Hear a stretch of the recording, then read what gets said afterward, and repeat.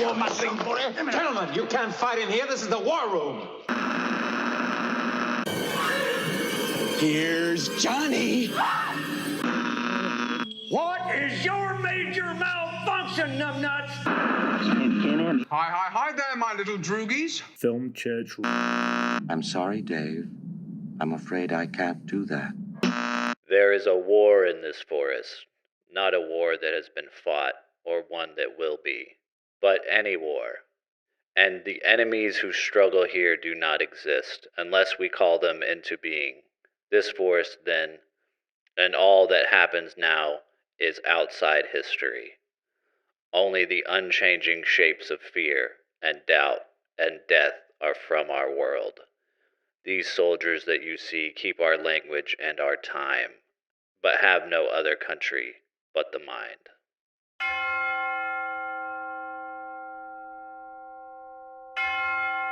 Hello, and welcome to Stanley Kubrick Radio. This is the podcast that treats cinema as a religion. It's Sunday, I'm Lewis. And I'm Brandon. And we are here to talk about movies. Each week, Brandon and I alternate picking a film for us both to watch and discuss, but this week is the start of our very special 2023 Director Retrospective on Stanley Kubrick. We're going to watch chronologically the films of Kubrick and discuss them in detail each week. This week, we are actually talking about 4 films. The Day of the Fight, The Flying Padre, The Seafarers, and his first feature film, Fear and Desire from 1953. I think it's an interesting place to start and gives context for the future highly regarded works of this auteur. Before we get started, we would like to say thank you to everyone who's been listening to the podcast and sending their love for the show. If you're new to the show and are enjoying it, be sure to subscribe and hit that bell to be notified when a new episode is available. This is a film church, so we post episodes on Sundays.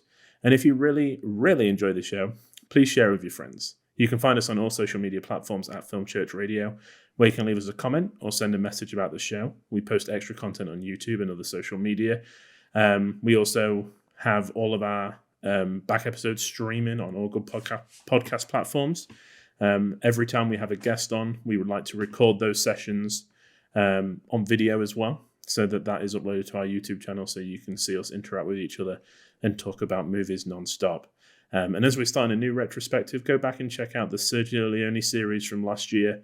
There was 7 incredible films that we talked about at length.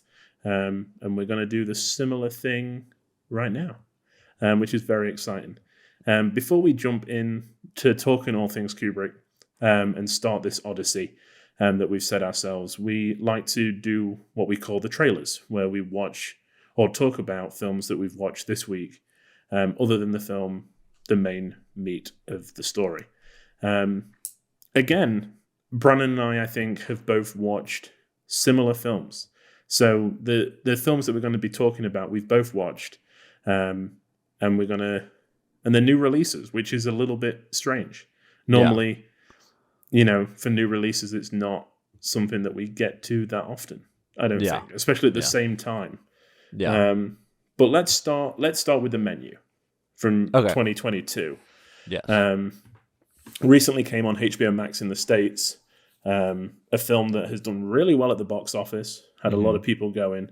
It certainly kind of piqued my interest. I don't think I would have necessarily wanted to watch it had it not done so well at the box office. Yeah.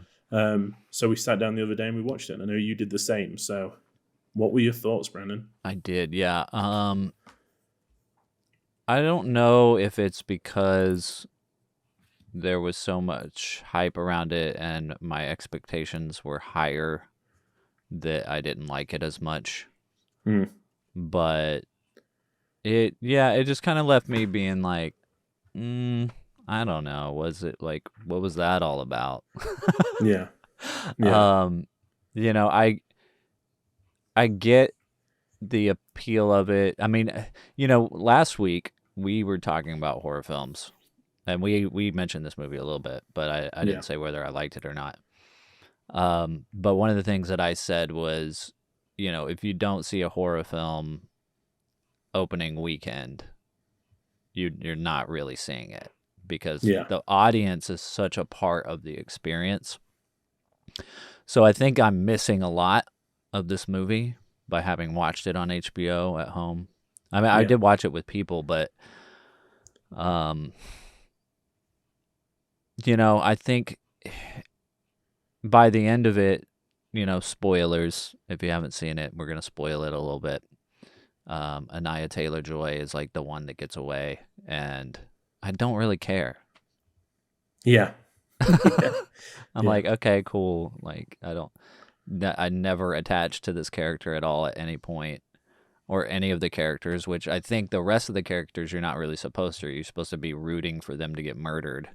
Mm-hmm.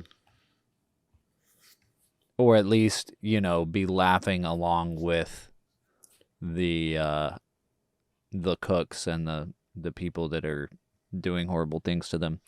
It's the kind of movie that should be right up my alley. Like, I should really enjoy this movie because I think what it's trying to do is it's like kind of a cathartic revenge murder movie for people in the service industry. Yeah. But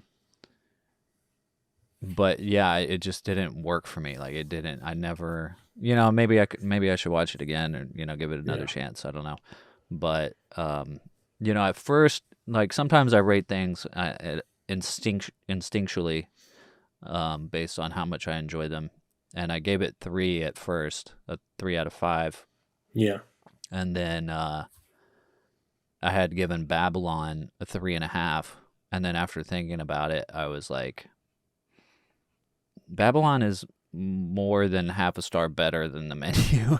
Yeah. So I ended up changing both of my ratings on both of those Right. because Babylon's been growing on me as I've been thinking about it, and Babylon went up to 4, and The Menu went down to 2.5. So Yeah.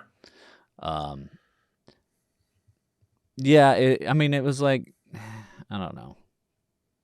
I just wasn't that engaged, I guess, in The Menu. It's just... Yeah, I think we had probably similar reactions. I don't know what exactly I was expecting. I think part of it is like, the most dangerous game where they'll like be hunting them. That's kind of what I thought it would be going into it. Right, yeah. So when it was a bit more of a satire on like wealth and power and, all that kind of stuff, it just didn't really grab me in the same way that I was expecting. And I was expecting there to be something that tied everything together. Yeah. Something that why they were the ones that had been chosen. The fact that there wasn't, just kind of, I don't know, left me a bit lukewarm on it. Yeah. And I think that the premise was good, but that was all they had. Yeah, exactly. Yeah, they had a good premise. They had, Yeah. It seemed like they took the foodie part of it very seriously and took, like, made it a very important thing to get right. Yeah. Which is good. I think that helps the movie. I mean, like, seeing the dishes displayed and photographed beautifully, and the menu, like seeing the actual ingredients come up on the screen, that was kind of fun. Seeing the cooking process was fun, getting that photographed correctly. But yeah, there was just no... It's not that every movie needs a main character, but you do need... I think just the characters were not developed enough. Yeah. If that makes sense. Like, yeah. Because, yeah, it's like by the end of it, it's like, oh, I guess Anaya Taylor-Joy was supposed to be like your main character, I guess. But then you're like, what? I never really got the sense of that or really cared about the character. And then Ralph Fiennes, Voldemort himself. Yeah. I mean, he seems like I liked his character somewhat, but it seemed like you needed some kind of way in. Like, he's villainous the whole time, but then there was no like sympathetic part of it. Like, they kind of almost got there with like him making the cheeseburger, I guess, but like you kind of it's sometimes like with villains, and especially villains in horror movies, I think people love to hate them, whereas in this you just kind of hate them and you don't, you never have that like, he's bad but I like him. Like there's none of that. It felt like, Yeah, so it's like, I don't know. I mean, I think people are hungry for excitement in movies and things to go see in theaters, and so that might be where a lot of the success of this movie is coming from, is just that it wasn't on anybody's radar, and most people probably went into it completely blind, Like, I don't remember seeing any trailers for this or anything like that, so there's like, I love that this movie is getting success, and that it's gotten success that way. I mean, it paves the way for I think filmmakers to do more unique work, because they can see that there is a path that you can make a movie and have not much marketing and it do well, Yeah, I really hope this is a swing back towards adult entertainment in the cinema. Because you think about like Ticket to Paradise that came out last year that did really well, like an old-fashioned rom-com, and then we've got like The Menu, which is a very, I would say it's not like a jump scare horror film, and it's not, it's a bit more of a, I don't know, laid back kind of drama. I would say, a thriller. So I really hope that it's like, we're starting to sway back towards, adults, films marketed and made for adults. Yeah. And I mean, the filmmaking of this film is really well. I just wanted it to be a little more clever, and a little more smarter, I guess. Yeah. But what are you gonna do? Yeah, I mean, it was fine. I think that if I'd gone to see it in the cinema, I would have come out and been like, I didn't like waste money, but it wasn't like the best thing I've ever seen. Yeah, Would you give it? I gave it 2.5 as well. It's fine. That's my like my meter for it's fine. It's not made poorly. Yeah, it just doesn't work for me. Yeah. So yeah, it passed the time and it didn't overstay its welcome. It's not a long film. Yeah. So you're not like, oh, come on. It kind of gets on with it and it's over before it gets boring, I guess. Yeah. Which, if that's one of the positives you're picking out, it's not the best. But yeah, it was fine. Yeah. And then we both watched Babylon. Yeah. The new Damien Chazelle film, which I've been very excited about. I was thinking back, I heard, like, I can remember reading like the Twitter, I think it was like Hollywood Reporter or something that had first said that, Brad Pitt, Margot Robbie on to star in Damien Chazelle's like film about old Hollywood, the silent era. And I was at my last apartment, so it was over 2 years ago. And I can remember like, I cannot wait for this film to come out. Yeah. This is right up my alley. Oh yeah. Yeah. So yeah, we carved out some time and we went to see it. All 3.5 hours of it. And I know you did the same. Yes. Yeah, I'm guessing that it left you not exactly meeting your expectations based on your tone. Yeah, it's hard. I think that I definitely need to see it again. And I saw that was like part of your review as well, is that it's so excessive. There's so much happening all the time. Yeah. That you just kind of like, you get lost in it a little bit. Yeah. And it's kind of hard to like find your way through. There's parts of it that I absolutely loved. And then there's parts of it, especially that opening 15, 20 minutes, that I was like, what is this? Like, what are we going to be in for? And I think that the opening really kind of turned me off, and it made like it had to kind of like win me back. And by the time it won me back, it was like, it's nearly over. Yeah, exactly. Yeah. So I mean, I gave it 3.5. I think that the performances are incredible. Yeah. Gene Smart as the like Hedda Hopper type reporter. I absolutely loved her. Margot Robbie's great. Brad Pitt is phenomenal. It's just, and I should have known, like, Babylon is associated, especially with like classic Hollywood, with excess and kind of like, I don't know, made up like stories. There's a book called Hollywood Babylon that tells fictitious stories about stars and them like having massive orgies and killing people and the amount of drugs and booze and stuff they took. Some of it's probably based in fact, but it's like it's ridiculous to the levels of like insanity.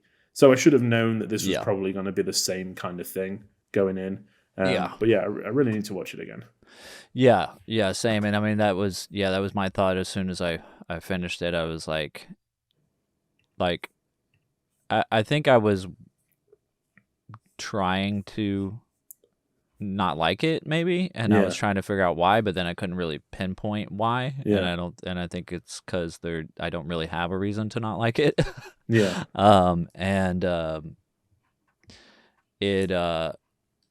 the more I thought about it, and discussing the film too with my girlfriend who loves the movie, like she really liked it a lot. She had already seen it before we went to see it together. Oh wow, yeah.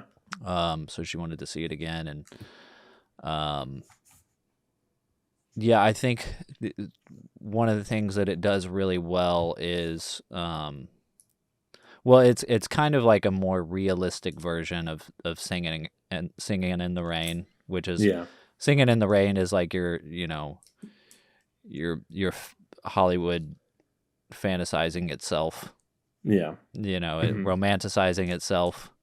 Whereas Babylon is a little more, I don't even know if it's over the top, because maybe it was like this, and it really makes me think more about like these people, like the people of that silent era, that most of them were vaudeville performers. They were people, they were like circus types. They were like people who were wild. They were like wild, they were just crazy. Not that everybody, not that they were like insane necessarily, but their lifestyle was a big party lifestyle, and they grew up learning to be excessive. Like that's how they made their living, was being excessive on stage. That's getting reactions out of audiences. And then now they're in this era of filmmaking that is brand new, and studios have figured out how to globally monetize these performers. And then by the time sound comes around at the end of the movie, Hollywood is now becoming its own thing. It's like in the beginning it was like movie making mixed with vaudeville performers. Now movie making is becoming its own thing. By the time the 30s get there, and it's also getting regulated, and all the crazy, you can't do all the crazy stuff that they were doing in movies and that kind of thing. So I think that aspect of it is something I hadn't really, like, it gave me a perspective that I hadn't really had before about that era, the silent era.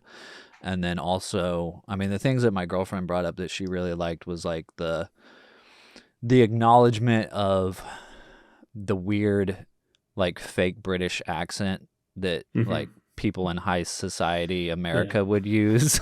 Like what was that? Like, what was that about? Like, and that is something I had never really thought about or considered, but it was like a way to separate, like a class distinction, between like high and lower society in America. And then what else? The the brown or the blackface that they used, like Yeah. that they would make, African American actors put on brown face to look more like or put on blackface to look more like the other people wearing blackface. Yeah.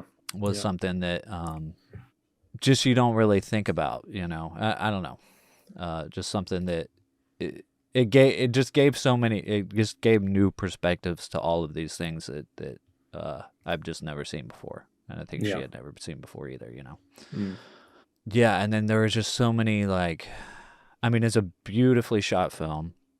Like I loved the whole sequence where they're like trying to get the shots. They're like trying to get the shot before the sun goes down. Yeah. And they're trying to get the Margot Robbie crying. And then when they actually show the film, how the film came out and stuff, like all that stuff was really, really fun.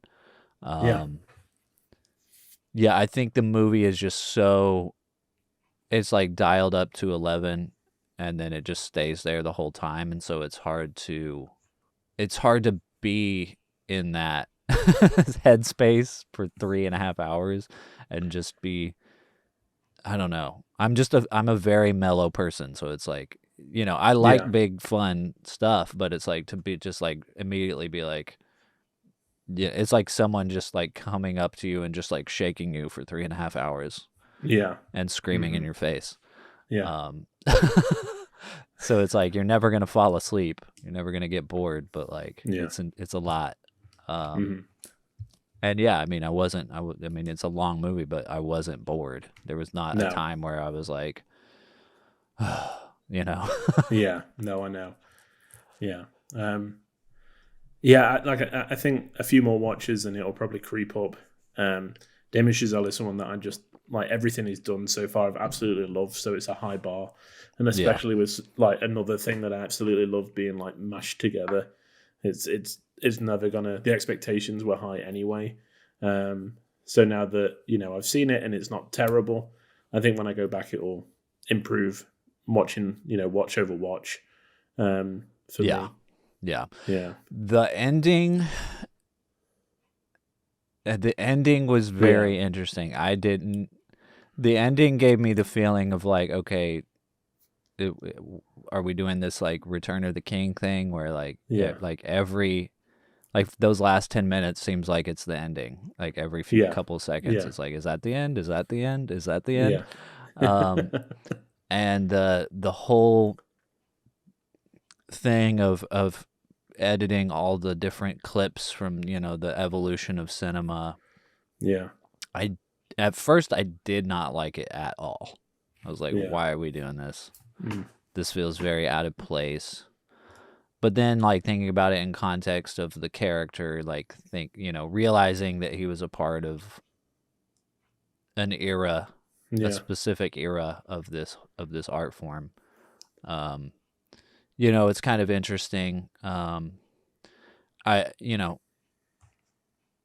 Depending on how this movie ages for me, will depend on, how I really feel about that ending. I might end up like, I could see myself watching this again in like 10 years and then crying at the end. Yeah. You know what I mean? But I did read somebody's comment on that ending, and they're like, man, that was a ballsy move. Which it kind of is, it's like, it just feels so, I mean, it just is exactly what he wanted to do, I guess. You know? And he was like, I'm going to do this. I don't care. Yeah. So I don't know, we'll see. I feel like I do feel like it's a movie that it's going to age really well. Yeah, I think that we'll probably look back on it in a few years, and it will have been undervaluated because I don't think it's doing mega work. It's probably, I mean, it's the kind of the film that they gave Chazelle a blank check for. Yeah. Mm-hmm. So I know that the budget was really high on it. So will it? I don't know if it'll make out its money. It's still got to open in Europe and places like that. So, maybe over time, but I mean, if I had the time, I'd go back and watch it again. I'm hoping my parents come out like this week, so I'm hoping that we can get some time and maybe go and see it again. Yeah. Because I'd happily go and see it again, but it was interesting. Like, you know, when we went and saw it, the theater was not like packed or anything by any means. No. We didn't see it opening weekend either, but there was a good amount of people scattered throughout the theater, and everyone was responding to it. And that was something else that Sarah said was a reason that she liked it so much, because the movie forces you to interact with it, literally. Yeah.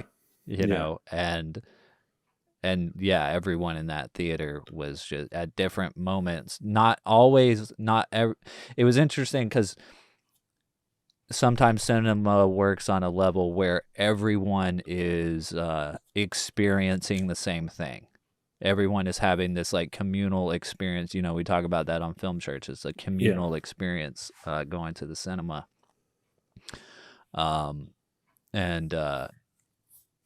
You know, I look up to directors who can, you know, get reactions out of people, you know, who can get the entire theater to cry or get the entire theater to laugh at a certain part or be frightened. But this movie isn't exactly like that. Like, everyone responds to it, but they're responding to it at different times in different ways. But you can't help but react to it. You know what I mean? Yeah.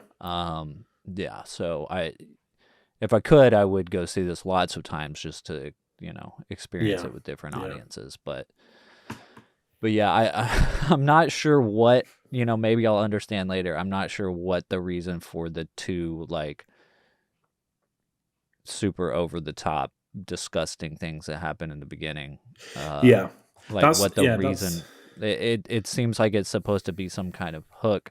I mean, I appreciate. I mean, it's another ballsy move because it's like, okay, if you're not in for this, get out now. You know. I nearly did. Not like walking out, but that, like I said, that was the, you know, that were the things that, you know, started the descent and then had to win me back. You know, it was those, and especially being so invested in the silent film community, there was a lot of people that I was like, it better not be them. This better not be like a thinly veiled attempt to imitate them, you know? Yeah. But eventually I was like, oh, who cares? I'm just going to go with it, you know? So. Yeah. Cool. But that was Babylon. And now I think we should move on to our feature presentations.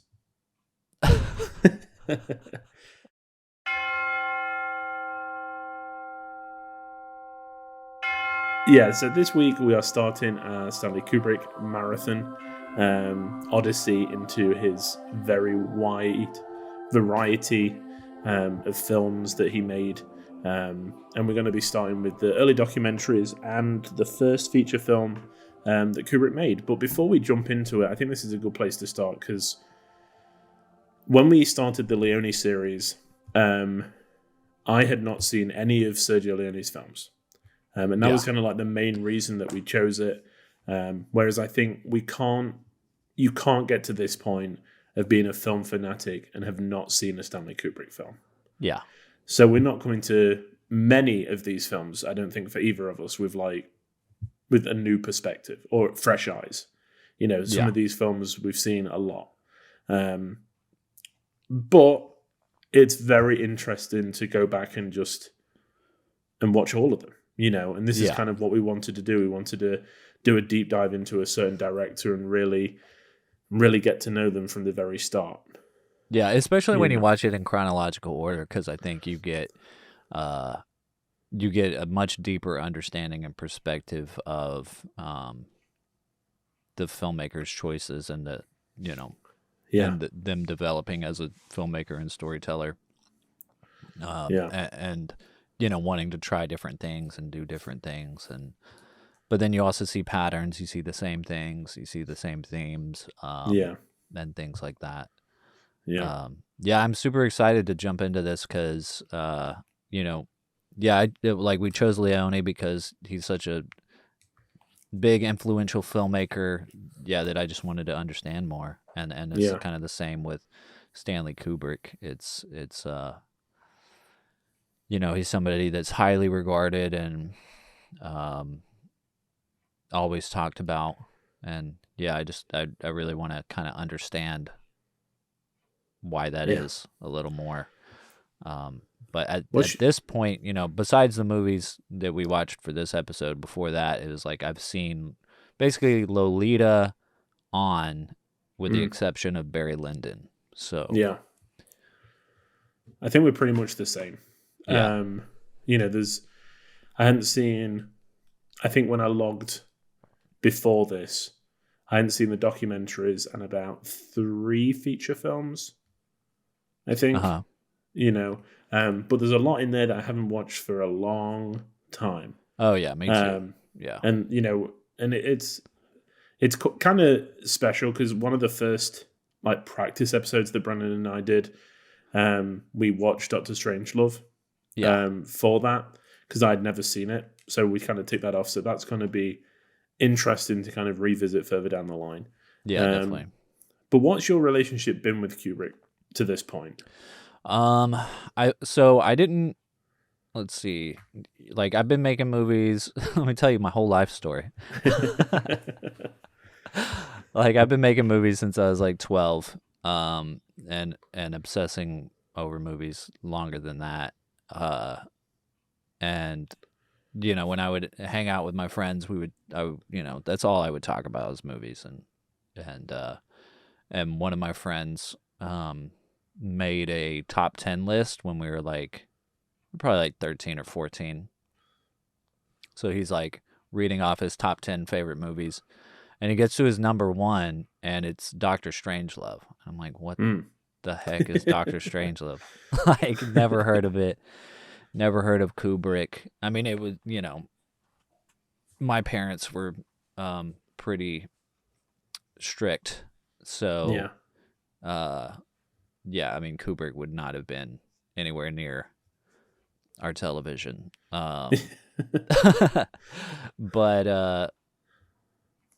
yeah, I mean, it was probably I don't know if I even had, like, even after that, I probably didn't see Doctor Strangelove for a couple more years. Yeah. So that was, but that was probably the first film of his that I saw because of, you know, it being my friend's favorite movie.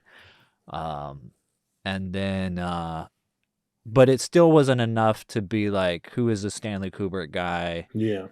You know, I don't even, you know, I knew who Spielberg was, I knew who Lucas was, but I still, I don't think he was even really on my radar still. Like I don't remember constantly hearing about him necessarily from even Lucas and Spielberg, you know.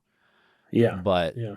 I mean, YouTube wasn't really around yet, so it's not like I was watching a ton of their interviews. I know they mention him sometimes, but it's not like they're going to mention him in every single interview kind of thing. Yeah. But then when I was, you know, getting a little bit older into my later teenage years, and I was making more quote unquote serious short films, my cousin Seth, who is also an artist, he's a musician in a band called Light the Fire, if you want to check him out. We started talking about films a lot because he was also, you know, being an artist, he was into films and stuff.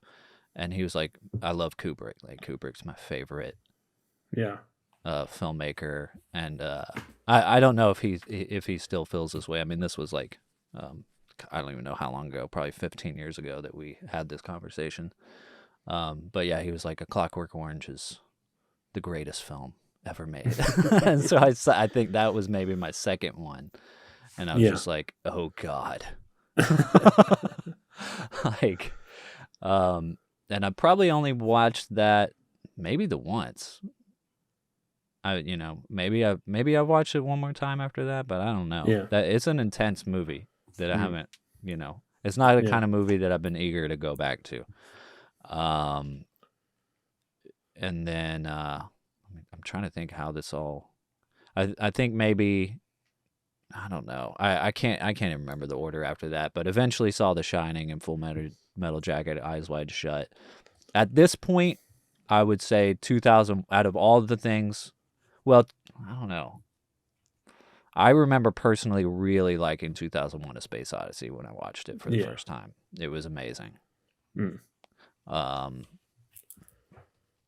And we'll get more into that when we get to that episode because we're going to watch it again and I'll talk about my experience of watching it the first time. But yeah, I mean, as far as this might change by the end of the series. We'll kind of see where we go. But as far as right now, I think 2001 is between 2001 and Doctor Strangelove as my favorites.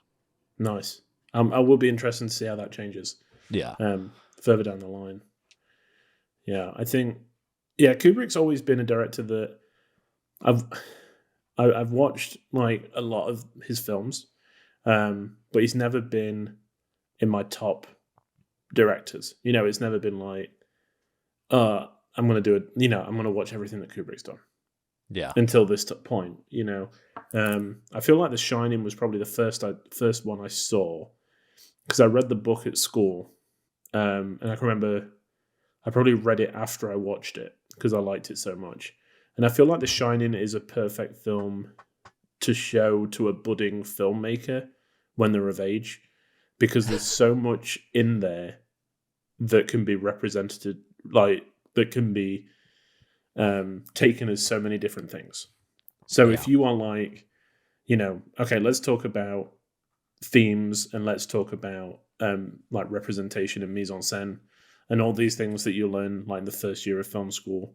The Shining is perfect for that because everything means 10 different things. Yeah. You can read everything in different ways. It's such a fascinating film. And then I can remember there was a guy at school that was reading A Clockwork Orange, and he was like, you need to watch this film. He was like, it is insane. It's like the most, like it's been banned in England for like 20 years or whatever, and Kubrick finally managed to lift it, and it's like it hasn't been seen, for a while. And being, 15, 16, I was like, this is a film I need to watch right now. Yeah. So I've watched Clockwork Orange a few times and then gradually, ticked off the other ones. I bought some DVDs when I was at first year at uni and kind of did that. But it wasn't really until I saw The Killing, which we'll get onto in a few years, that I was like, I think my favorite Kubrick's early Kubrick. Okay. Interesting. So I think you said, 2001 and Doctor Strangelove. Yeah. I think my favorites are, The Shining is amazing, but I think it's either The Killing or Lolita. Interesting. Yeah, which maybe I just saw them at the right point, Yeah. Something I hadn't seen before. And I feel like The Shining is it's just such a part of my consciousness. Like that, the image of Jack Nicholson at the door after he's like axed it through does not even relate to the film to me or to Jack Nicholson. Like that image is so strong for some reason. It's an image from The Shining. It's not an actor. It's not like, I don't know how to describe it. Yeah. But it's so, because I've seen it so much on posters and stuff that when you see that scene, it doesn't feel like it fits. Does that make sense? Because it's, because because it's like gone beyond. It's gone beyond just a piece of cinema and become a piece, like a cultural, piece of art, a piece of like worldly culture. That's it. It's been taken so far out of context in my head. Yeah. From the actual film before I saw it, that it's just not related. It's like not. It's just that by the time you get to that scene, you're like, why is that meme in here? Yeah. Why is that image I saw on every video store's wall in this movie? On the front of every book on film studies. Yeah. But we're going to talk about now the early Kubrick, very, very early Kubrick, the documentaries that he made, The Day of the Fight, Flying Padre, and The Seafarers, and then we'll get on to Fear and Desire in just a minute. But the I think that the docs are really interesting because it shows the progression. We see a young Kubrick who went through school, didn't do particularly well, spent a lot of time in the cinema, as is the same with a lot of filmmakers. Couldn't get into college when he left school, so joined a magazine as a photographer. Look magazine, very similar to like Life magazine in New York City. And it's a very natural progression from taking photographs of things to directing documentaries of similar things. That's interesting. Yeah, so I didn't know that he couldn't get into college. Yeah, I mean, the book that I'm reading kind of blames it on. I mean, his grades weren't great, but it was like, a lot of people were coming back from war because it was like the late 40s. But I think it's that he just didn't do very well in school. Yeah. Was he trying to go to film school?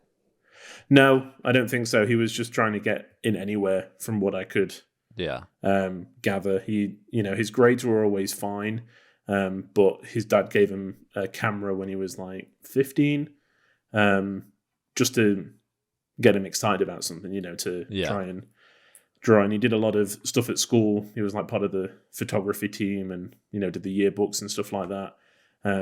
But he was that was it. He was like in the dark room all the time, out taking photographs But he did grow up like loving images.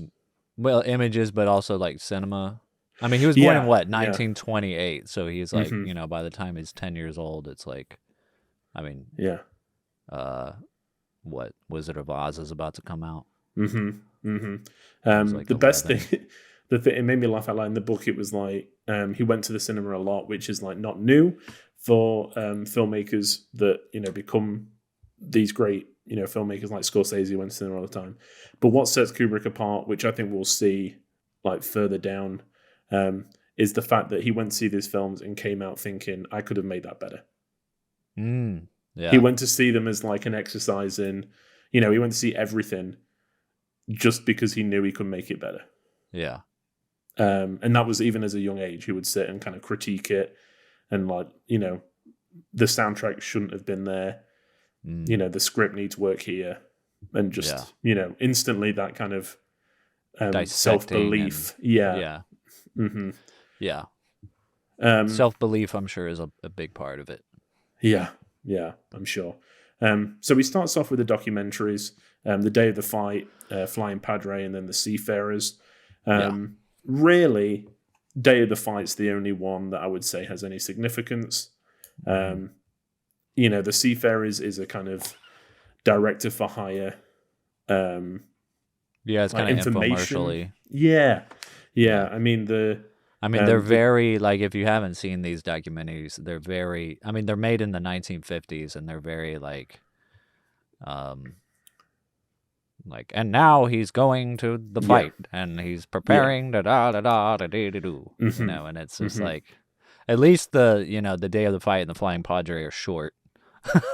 The The Seafarers is short, too, but it's 30 minutes, and it's like... Yeah. Come on. I know, yeah.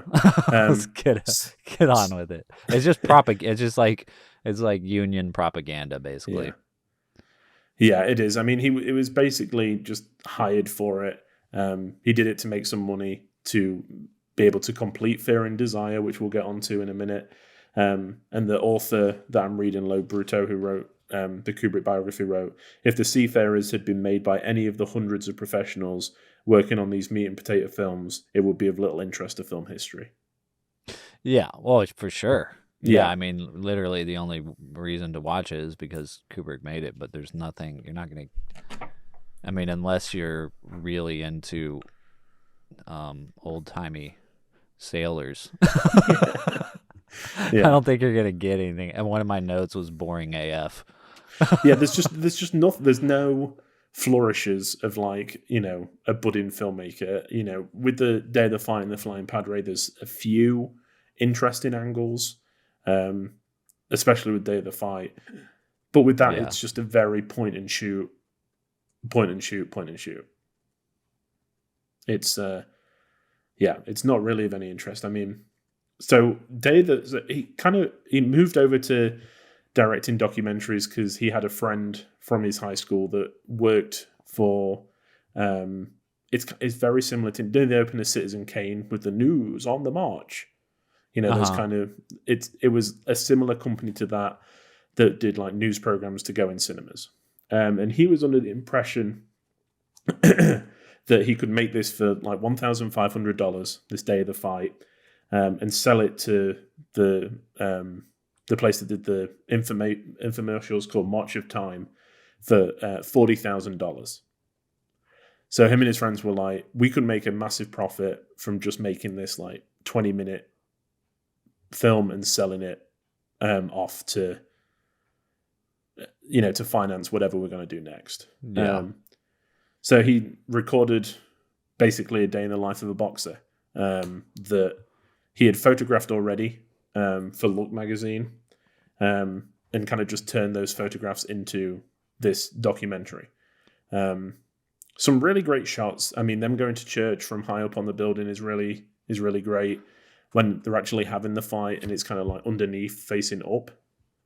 Was good as well. Yeah, I like the shot where it's like shooting through the stool. Yeah, exactly. Like cool shot like that. Yeah. But again, it is just it's a day in the life of a boxer. Yeah. But did you spot Kubrick in it? I did not. Okay, so when they're walking over to the ring for the fight, the way it was set up was Kubrick was ringside with his camera, and then his friend from high school, Alexander Singer, was kind of further up on like a tripod. And the cameras only could go through so much film at a time. So Kubrick would shoot, and then while he was reloading, Singer would shoot, and then it would go back. And they would just kind of alternate between the two, so they would get the whole fight. But when they're walking to the ringside, you can see Kubrick kind of stand up and then walk around to ringside. Oh, cool. I had to rewind it a few times because it's kind of, you know, it's a crowd, but it's definitely him. You can just tell from like his hair and everything like that. It's he got a beard yet? Kinda, a little bit of one. Yeah. So he's like what, 25 when this is? Yeah, 22, I think. 22, oh, 23. Okay. Maybe he's 25 when Fear and Desire come out. Yeah. And he said, I was cameraman, director, editor, assistant editor, sound effects man, you name it, I did it. And it was an invaluable experience because being forced to do everything myself, I gained a sound and comprehensive grasp of all the technical aspects of filmmaking. Yeah, exactly. I mean, it's like, he's getting the foundation for everything. Yeah. And from what I can tell, this is a theme that we're going to see a lot of in the future. Him having a finger in every pie of the production. Yeah. And not leaving it to anyone, I guess. Yeah. But yeah, he made $100. He made $100 profit. And instantly just put that into Flying Padre, which is interesting for the fact that a vicar has to fly places. Yeah. Yeah. It's kind of got the same feel. You know, you can tell it's made by the same person. Same kind of narration. I think what's interesting is like the close-ups of people's faces.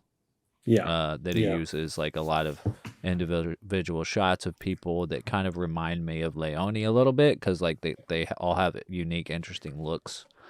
And then I also did like the last shot of when he's like waving and the camera is just like pulling out away from the plane. Yeah. But yeah, I mean, it's, it's not a must-see Kubrick thing. No. I think that, especially Day of the Fight, we'll talk about more in the next few weeks. With boxing, it's got its roots in film noir. There's so many noir films with a boxer as a protagonist. It's kind of where the the Bruce Willis character came from for Pulp Fiction. You know, that story isn't a million miles away from noir as a whole. So it's definitely, he's got his kind of roots ready to go in noir. Which I found interesting. But yeah, I mean, I think in terms of like importance, I would say Day of the Fight. If you're interested in Kubrick, I would definitely watch it. The other two, you can leave them. I'd say, especially the Seafarers. It is very boring. Yes. But that's why we're here. We can watch it and tell you to not watch it. One thing that I am wondering about the Seafarers is there's like a whole part where, and I don't even remember the context because I was honestly not paying too much attention to zoning out. Yes. But I did zone in when all the nude paintings came on. No, I'm just kidding. But there is a section where there's like a lot of nude paintings, and I'm listening. I know you're reading like the Stanley Kubrick biography. Yeah. I'm currently reading the book called Stanley and Me that's like written by one of his personal assistants and drivers. But his wife, Christiane, is a painter, and she did paint a lot of like nude paintings, and I'm wondering if those were hers or not. But maybe we can figure that out at some point. Yeah. I was just doing a quick Google search, and I don't think there's any info out there. That's the one thing that the book is like. That's the Kubrickian touch, the close-up of the female form. He's like, he probably just snuck that in under the, just to kind of, have a joke. And it's like, what? Yeah. Okay. I think we're clutching the straws a little bit. Yeah. Because he was just a director for hire, but sure, we can say that. But yeah, I mean, I don't think we're going to include these in the ranking.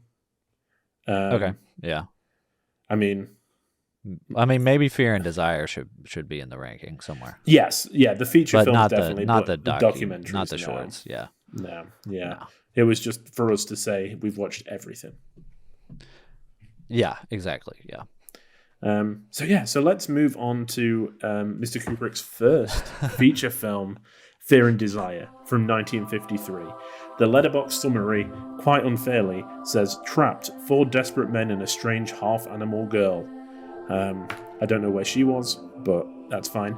After the airplane crashes behind enemy lines, 4 soldiers must survive and try to find a way back to their battalion. However, when they come across a local peasant girl, the horrors of war quickly become apparent. This sounds a lot more interesting than the film actually is. Yeah, there was another description that said something about, or maybe did you read the first part? Trapped, 4 desperate men and a strange half animal girl. Yeah, strange half animal girl. What? I think she was just a native of this like unspoken land. I think it's not.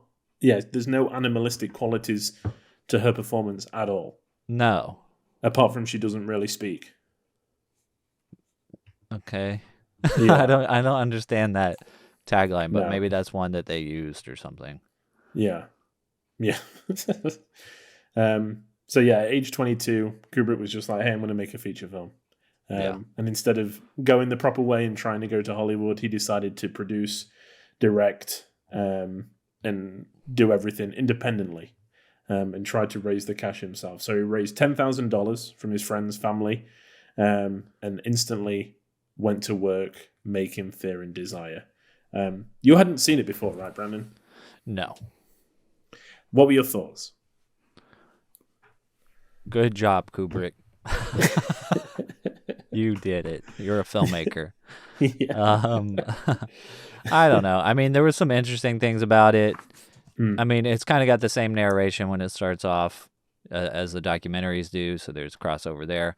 I thought there was some interesting, there is a filmmaker being developed here. Yes. He's not quite there yet, but you can see that he's got good instincts and good taste, and good technique and technical ability but they're just not all coming together right here. Yeah. You've got you got a good premise. You've got good you can see the potential of the character like banter that's happening, and these four characters that are like stuck out in the woods and trying to solve problems together, but then having like banter here and there, and a few character moments, and you've got like you can see that he's trying to like do something with that, but it's not really. Maybe it was the actors, maybe it was just the right. I don't know. It's just not quite working, but you can see what he's trying to do. And then there's some good just like basic filmmaking happening. It's not. Yeah. It's well put together, but it's not. It's not a great movie. No. You can see him learning to build suspense. I think that he used the budget well, Yeah. You can't. I mean, I could see this as like $100,000 television episode. It doesn't look like a $10,000 low budget movie. Yeah. I like the way that like it's edited well, like the way that he was able to use the shots of like the airplane flying over real quickly, cut to like the reactions of everybody. His camera movement is great, and his sense of like being able to cut together simple action sequences is good. Interesting use of editing violence. Yes, they are the two scenes that are most interesting for me. Yeah, is the two attacks basically. Mm-hmm. Yeah, they're where I think they're the ones that you can really see a flair, and a kind of very artistic way of depicting it. Yeah, the first one especially, we get the food dripping on the floor and like hands grabbing cornbread, and it's very visceral, and it gets the point across. And then the second attack, where they're just like blown out of their seats, is very striking. Yeah, you can see a lot of like, you can see the good, like the curiosity that you need as a filmmaker in terms of like experimenting. Trying new things, trying shots, trying this shot of a guy sticking the knife right in the camera, like he's stabbing someone. Very Hitchcock Psycho shower scene. Yeah. Like the jump cut in, and you're not quite sure, what's happening. But this is 7 years before Psycho. Yeah. So that's interesting too. Yeah. So like, Kubrick, we'll get into, his filmmaking style later on, which is still very experimental, but he's got, these huge budgets and film scenes over and over and over again. So I think this is, if he could have filmed this scene and then seen what he had shot, he would have redone it better. But he wasn't there yet. I mean, this is his first movie. Yeah. So, and he made a very fatal error. Pretty much, he decided that he was going to record it without sound and then post dub it later, so that he could control, what you hear. So it was all shot kind of silently, and then the sound was added after. The only trouble with that was that it was so much more expensive than he thought. So the budget for the film was $10,000.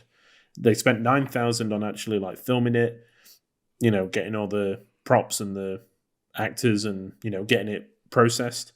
The sync sound that they had to add after added $20,000 to $30,000 onto the budget.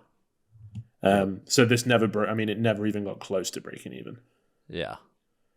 As a film, because it wasn't, it was independently produced, independently directed, didn't have the backing of anything. it previewed in New York and did okay, but not anywhere near enough to make that the money. Yeah. Unfortunately. I mean, I say unfortunately, he had a pretty good career after this. I mean, so, yes. You know. I mean, I think he was fine with this movie not doing great afterwards because he tried to bury it, right? Yeah. When it was reissued in 1991, so it was lost for a while. There was always a print at a museum, but it was never kind of widely available.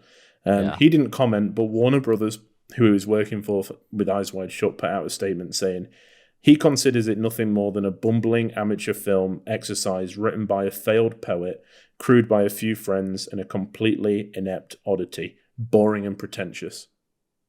Nice. And it's like you put out your own statement about your own film like that. Yeah. It's like no one else is even going to have a chance to rip it apart. No, exactly. Yeah, he's just like, yeah, it's a piece of shit. Like, do not, like, don't watch it. I think he was a little bit softer on it when he was actually interviewed. You know, he said the ideas we wanted to put across were good, but we didn't have the experience to embody them dramatically. Yeah. Kind of, it's a film student film. Yeah. I mean, it also does an interesting thing where it kind of dips into this psychotic character. Yeah. And it is disturbing. Yeah. It's very disturbing. But it's, I don't know. I think maybe we'll have more to say about it maybe later on when we talk about Clockwork Orange or something. But yeah. I think the themes are there that we'll come back to in the future. There's the theme of, you know, war and unity, insanity, authority, you know. There's a lot in there that I think, violence, that Kubrick will return to time and time again. Insanity. But it's just not done well. Yeah. I mean, it's a completed film and it's not ridiculous of any stretch of the imagination. You know, it's a good narrative and there's a few things in there, but I mean, and you can also see that there's a good technical filmmaker there. You know what I mean? It's like you can see that there's potential. It's better than most of the 1950s, you know, episodes of, you know, whatever boring TV show. Yeah. Insert here, but like, I mean, it's, I don't know. It's not anybody's top 10. No, I don't think so. And if it is, it's a bit of, I think, you know, maybe you're not telling the truth. The first time I saw it, I gave it a very generous rating, which after we watched it this time, I changed. I think I was just a little bit like, wow, this is Stanley Kubrick's first film. You know, as apart from, okay, let's, you know, take it away from him and let's like judge it on what it is. On just a movie, yeah. Yeah. Variety liked it though. They said it was a literate, unflinching war drama, outstanding for its fresh camera movement and poetic dialogue. Wow. Poetic dialogue. I know. Pity still nobody really went to see it. Yeah. So, and again, just like the documentaries, he did everything. He was cameraman, camera operator, chauffeur, lighting, stuntman. Yeah. He did all of it, you know. So it's a very Stanley Kubrick film. Yes. Would you go back and watch it again? I don't know. I mean, I don't know. Well, ask me again when we finish. Okay. When we finish the whole series. I mean, it also has like some point of view shots. Like, you know, I'm just wondering, especially now that you say like, you know, doing Psycho kind of before Psycho, it's like how much of this was innovative, you know, or how much of it was copying. I mean, he did. I think he also grew up in New York, where the variety of films was a lot wider than anywhere else. There was a lot of cinemas that showed like art house and international films that he went to see. So maybe not so innovative in places outside of America, but in terms of American filmmaking, I think there's a lot in there that's a little bit fresh. Yeah. You know, yeah, I think I wouldn't be so. This is definitely, I think, going to be the worst that we'll get Of the movies, yeah. of the movies. Yeah. Yeah. But there's still something in there because, like I said, when I first watched it, when I went back to watch it for this, there was the girl being tied up on the tree. I remembered vividly, Yeah. so it's obviously stuck in my head. You know. Yeah. But yeah, I think mean, it this time dips would into be- this like creepy, disturbing area that is not unfamiliar to his films. Yeah, exactly. Yeah, I think there's a definite, especially when that character is doing the like impression of the sergeant. And Yeah. he's kind of like eating the meal and stuff. There's something like grotesquely over the top in that, Yeah. you know, which I'm sure we'll see a lot of. Yeah. Like the very exaggerated performances, but it's okay. Yeah, it's fine. It's no Colossus of Rhodes. Yeah. Yeah. I am really excited to go on through the next films. Yeah. I'm speaking of Colossus of Rhodes, I'm looking forward to Spartacus. Good Yes. old sword, sand, and sandal. I am also looking forward to that. Yeah. We have got 2 noirs before that as well. Love noir films. So excited for those, but it's going to get more and more exciting each week. Yeah. Until it just gets so exciting that your head will explode. A la Scanners, yeah. It's going to be the best time. I hope you can join us for the head explosion. Well, Cool. we didn't talk about Fear and Desire as much as I thought we were going to. But there's not a whole lot in there. The fight scenes are interesting. Yeah. The fact that he did it all himself, something to watch out for. And the way that it's been phrased in everything I've read and watched about it is that it's a very interesting, you know, they start off and they say, you've got to put into context that this is a very good, and you're like, please do not say like film. They're like, first film. And I'm like, yeah, as a first film, it's very good. Yeah, exactly. Yeah. But as a, as a film. Yeah. It's not up there, unfortunately. So what I know you know what I rated it. Yeah, did you rate it? You rated it like 2, right? I did, yeah. Yeah. I would probably say 2, I think. Yeah. Yeah. Maybe 1 on the docs. Yeah, I think that's a good point. Yeah, I think Day of the Fight I'd give 2.5. I think that's interesting. I'd watch that again. But Flying Padre and the Seafarers is like, I think I like Flying Padre more than Day of the Fight. Really? Wow. Yeah, because it's like I think Day of the Fight is like it's such a like paint by numbers story of a boxer. Yeah. But I think Flying Padre, there's something more interesting about it because it's a much more unique story. It's a much more unique character. It's like, yeah, here's a Flying Padre. Here's a man, he nailed the title. It's like here's a story I don't know. Yeah, that I've never heard before. You know. Yeah, I just think that Day of the Fight, just you see more of what's to come in that. Yeah. You know, and that's kind of the lens I've been watching them through. Yeah, it's like, is there anything here that I can that I'll see in the future? Yeah. But yeah, I like Day of the Fight a lot. I think if I were to include that in the ranking, it would go above Fear and Desire for me. Okay. Yeah. But since it's not, yeah. Where are we going to put it, Brandon? Where's Fear and Desire going to go on our ranking list? It's going to go number 1. Yep, that's right. Will it so be... if you're wondering what we're doing, what we did for the Sergio Leone series is it's on your letterbox, right? You made a list. Yeah. We've got a Film Church Radio Sergio Leone like official ranking. So we're gonna rank each of these films from favorite to least favorite. Not necessarily best to worst, because, you know, there are no bad films. Yeah. Sure. Wink, wink. Yeah, so, like, favorite to least favorite.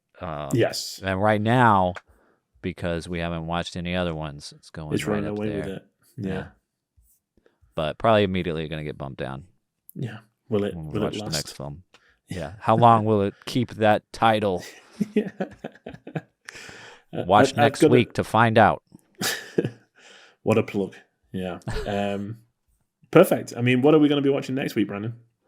So next week is going to be the next film that Kubrick directed, called Killer's Kiss from 1955. Yeah, I have no idea, except I guess it's a film noir based on what you said. Yeah. Yeah, excited to delve into this. Another one that I hadn't seen. Or the first, I should say, I hadn't seen. So yeah, excited to knock this off the list and to talk about it with you. But I think that brings us to the end of the show. Thank you so much for listening. You can find the show on Twitter and Instagram at Film Church Radio, and you can follow us individually on Letterboxd. Brandon is at Selman Scope, and I am at Walker Lewis 3007 to keep up with what we've been watching. We'll also have all of our back episodes streaming on all good podcast platforms. So please go ahead, leave us a rating review so we know if you like the film, if you didn't, and what you picked for us to watch in the future. And please, if you have the opportunity, watch along with us.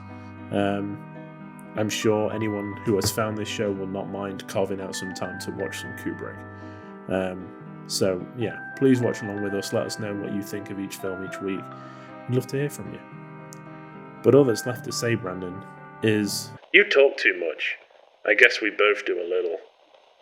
Sometimes talk is an indispensable medicine. Yeah, but you get sicker later. Bye, Kubrick fans. Amen. Amen.